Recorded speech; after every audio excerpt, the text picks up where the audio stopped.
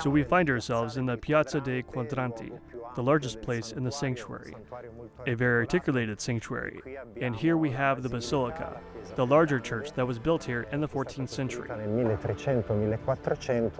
And we must think that at that time of St. Francis, there was no building here. It was a completely naturalistic place. And Francis frequented this place precisely because of the beauty of the panorama, but also because of these cracks that are inside the mountain.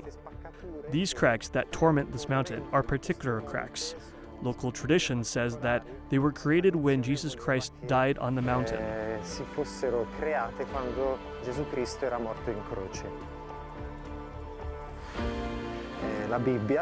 The Bible tells us, the Gospel, that when Christ dies on the cross, nature participates in this death. The sky darkens, the earth is shaken by violent earthquakes. At that time, this tradition was thought to apply to this mountain. Francesco knew it, and so he frequented this mountain, meditating on the mystery of the cross, immersing oneself in these cracks. To better understand what Francis was looking for, we have to go to a place called Sasso Spicco. This place is called Sasso Spicco because this large stone stands out protruding from the rock, seeming almost suspended. This was one of the places that Francis loved, in which he loved to immerse himself and pray. Francis, because throughout the mountain and all the mountain of La Verna, and precisely within these cracks, he meditates on the mystery of the cross, which we have reproduced here. This mystery of love and pain that saved man. And so he, immersing himself, making himself small and as humble as nature, the leaves, the moss, the insects, listens to the earth, that it can tell him something, can help him understand something of the mystery of the cross. And this rift is particular because it divides the mountain in two. And Francis used to separate himself from the small group of friars that he had brought with him in 1224. Francis was in a particular moment of his life, also very tried in his body. He was sick, tried in spirit because he lived with tensions and difficulties. One day, no longer hearing Francis, not seeing and not hearing his voice, not even when he was called, the friar, Brother Leo, he crosses this fissure and finds Francis a few meters from here, unconscious, with the stigmata.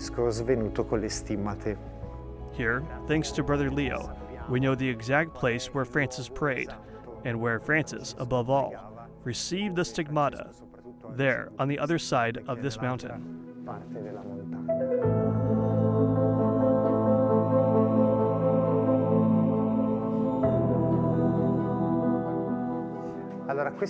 So this corridor is called the Corridor of the Stigmata because it connects the convent and the basilica to the chapel of the Stigmata, which is the most important place in the sanctuary.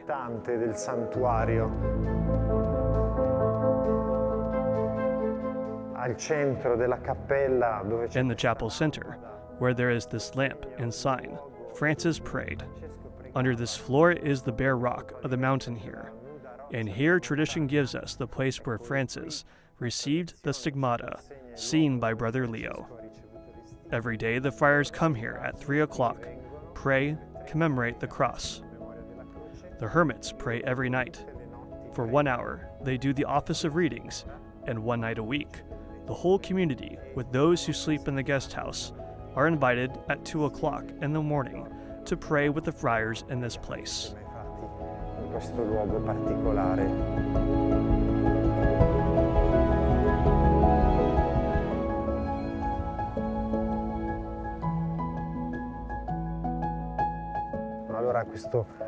On this precipice for the pilgrim comes a sign to tell the pilgrim who comes here that sometimes silence manifests the presence of God.